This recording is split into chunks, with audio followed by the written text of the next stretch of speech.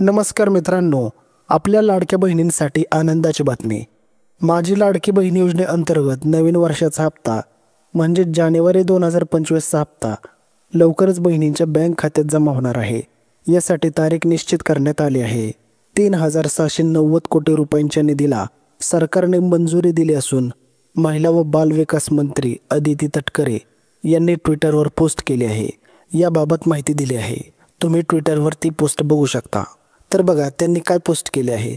मुख्यमंत्री माझी लाडकी बहीण योजनेतील सर्व पात्र महिलांना 26 जानेवारी 2025 पर्यंत लाभ हस्तांतर होणार आहे।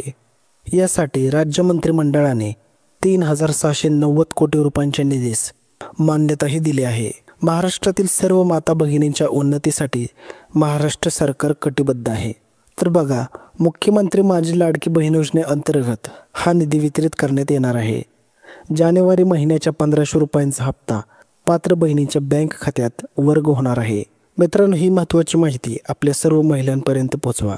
व्हिडिओ शेवटपर्यंत पाहिल्याबद्दल धन्यवाद। तर भेटूयात अजून एका व्हिडिओमध्ये। तोपर्यंत जय हिंद, जय महाराष्ट्र।